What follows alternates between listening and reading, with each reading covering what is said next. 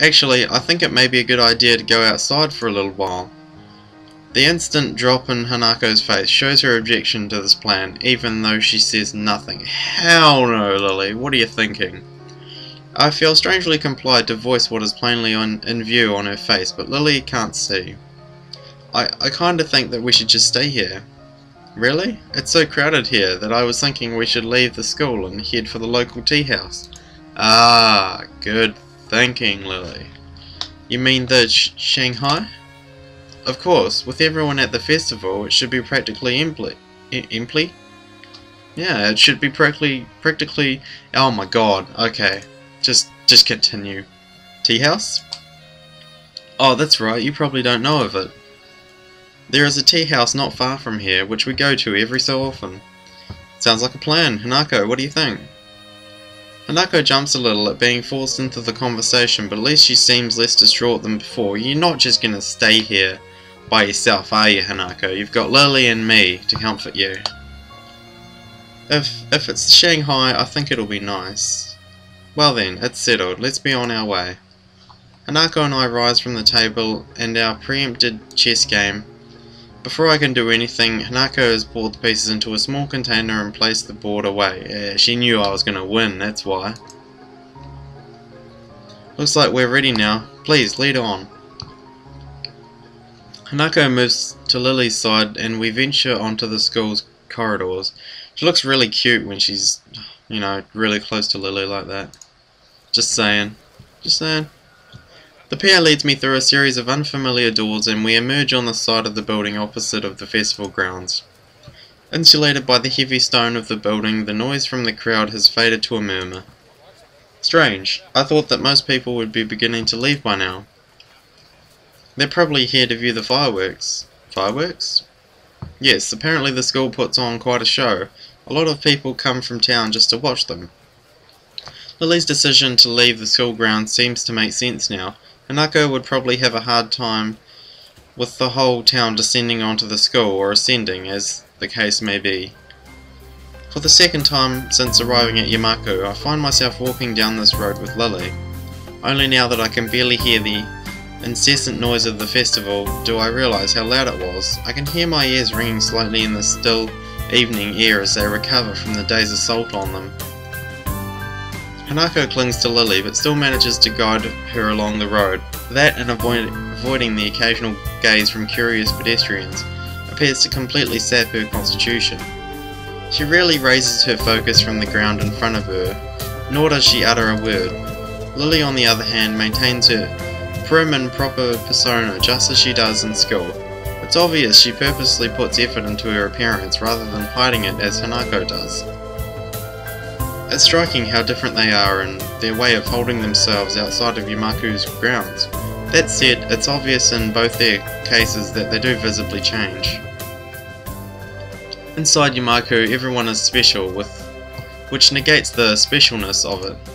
But once we venture outside the school gates, we are returned to the statues of outsider and generic labels. Especially when we are still in school uniform, it's like hanging a sign around your neck challenging people to figure out what is wrong with you. That's kind of mean, but I suppose that's true. I'm surprised that so many of the students keep it on. Then again, with canes and wheelchairs common among the students, I guess it's not really that much of a giveaway. And about what you said before about how basically the only people left in Yamaku are either students of the school or old people that have decided to stay here for the rest of their lives, so you're not really going to have that many people judging you. Or maybe I'm the only one that sees this as a stigma. Maybe you get used to it after a time, like any other school uniform. True. The tea house seems fairly standard from the outside. Just an ordinary building with typical signs decorating the entrance. It looks like the type of place you'd walk by without a thought. Just another generic cafe in a sea of thousands. If Hanako hadn't steered Lily into the entrance, I would have continued on down the road without ever knowing that it existed. Inside the tea house, it takes on a more traditional feel. Everything seems to have been made the same lump of timber, From the counter and benches to the high-back booths around the walls. I wish I was into tea. I wish I liked tea, because apparently it's very healthy for you. I just haven't really found one that catches my tastes, I guess. Or I haven't really given it a good enough chance. I don't know. But the most striking feature of the room is the lack of life. I think I can faintly hear something bubbling away in the background, but otherwise the room is silent. Without any direction, we simply wait near the entrance, politely obeying the "please wait to be seated" sign. Is this place closed or something? Oh god. The sound of a chair falling over echoes throughout the empty room, and a head shoots up from inside a booth. I wasn't asleep, and welcome to the Shanghai! Yuko, dressed in a pastel apron and clutching a menu, rushes to greet us. Her misaligned glasses and ruffled hair cast suspicion on her previous statement. But whether she was asleep or not isn't the first question that leaps to my mind. You work here now? What happened to the library? What? Lily? Hisao? Welcome to the Shanghai!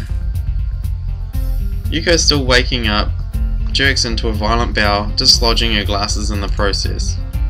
Ugh! My glasses! As I pick up her spectacles off the floor, Lily offers an explanation. Yuko works here part-time as well as at the library. It's one of the reasons we like to come here. Yuko takes her glasses from my hands, shakily putting them back on, and need another drink.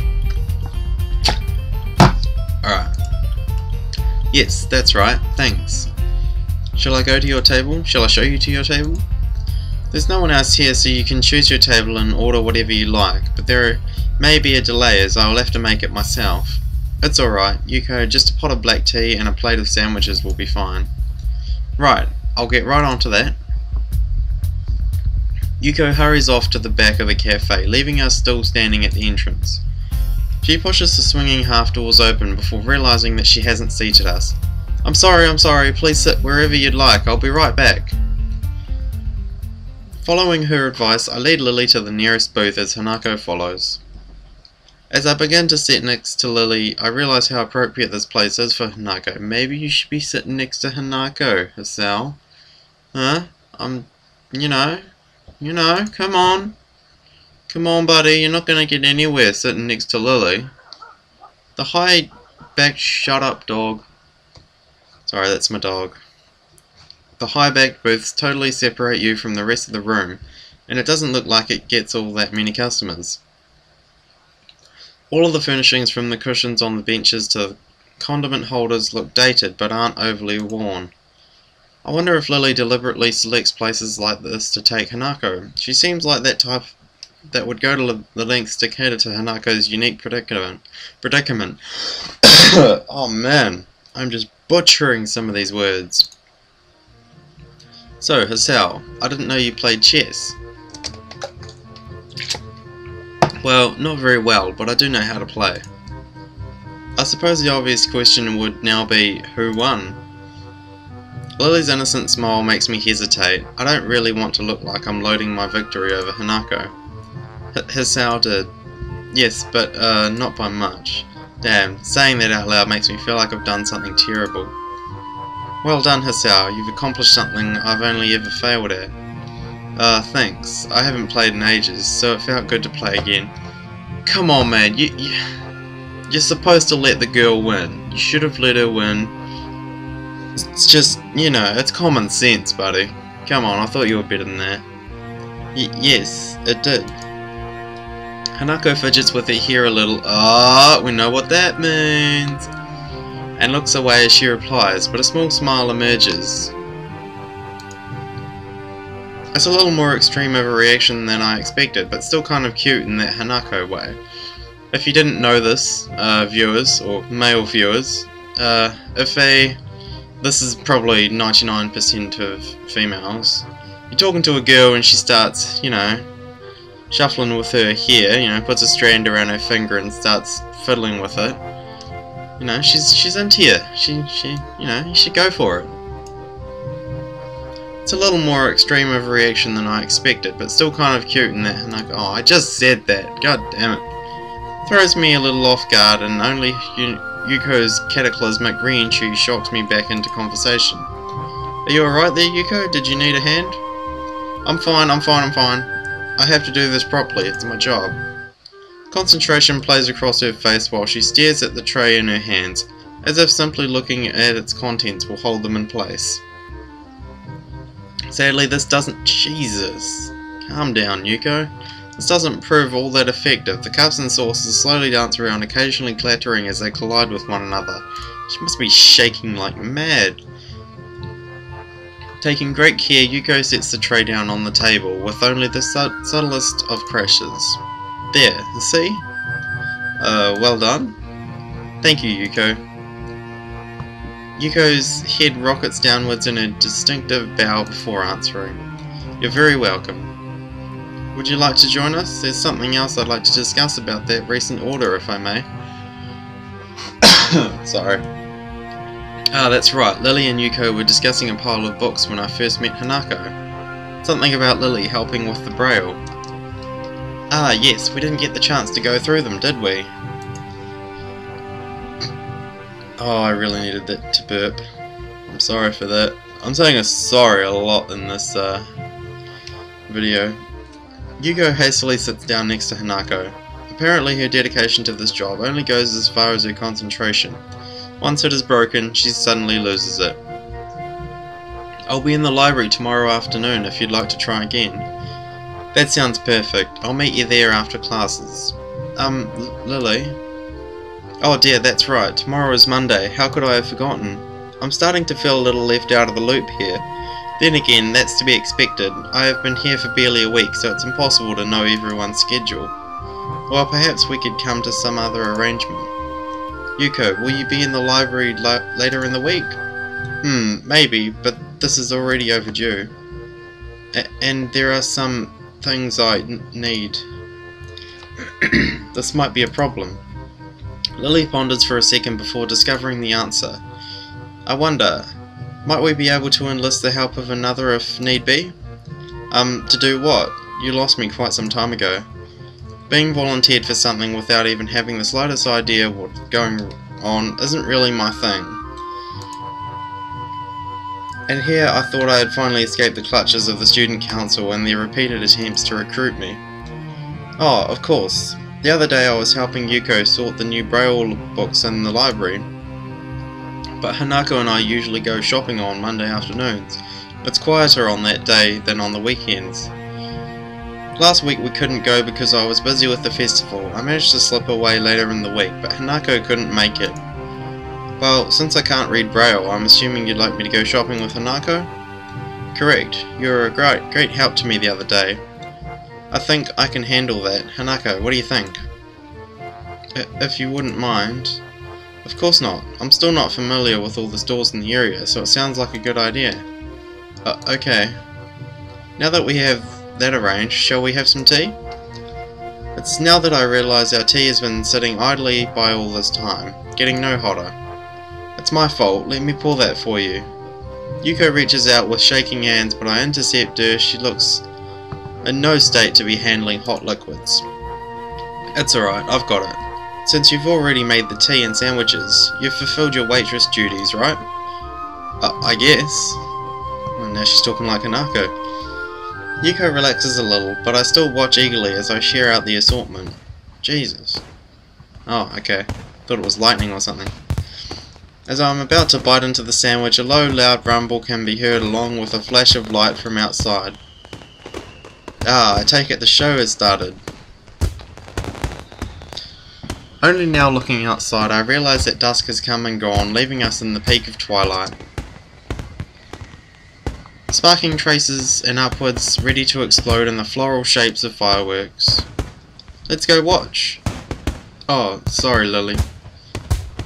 Please, don't miss the show on my account. From what I've heard, this isn't a bad location to watch them from. With the exception of Lily, we rush to the window of the small tea house to watch the show. The strobe of coloured lights play across Hanako and Yuko's smiling faces, and for a second I forget to look out the window. In this totally new world, there are a few things that don't change. I think that's why the school makes such a fuss over this festival. It's a chance to show the similarities between everyone. The show is over all too quickly. Fireworks are expensive, even for the most well-funded school. Before we return to our tea and sandwiches, Hanako turns to me. Thanks for today. And tomorrow. That's okay. I don't think I could have faced those crowds either. On days like this, it's more relaxing to spend some time away from everyone, don't you think? Yeah. Anyway, we've been delaying this tea for far too long now. Let's get back. Sure. We return to the booth and our light meal. That sounded impressive, bigger than last year's at least. Yeah, it was great. I've never seen them put on such a show. It gets better every year. I'm afraid, however, that during that time the tea has gone cold. Oh no, let me make some more. This is my fault. Calm down, Yuko, it's nobody's fault. I take a sip from my cup just to prove the point. This tea isn't too bad cool anyway. It's like an iced tea. Really? Yes, really. If you add a bit of sugar, it's kind of nice. Are you sure? I'm positive. Now why don't you sit down and we'll finish this together. Oh, okay. Yuko doesn't seem convinced, but sits down regardless. She carefully measures out 5 teaspoons of sugar and adds them to her tea. That's a lot of sugar. Yeah, I said a bit of sugar.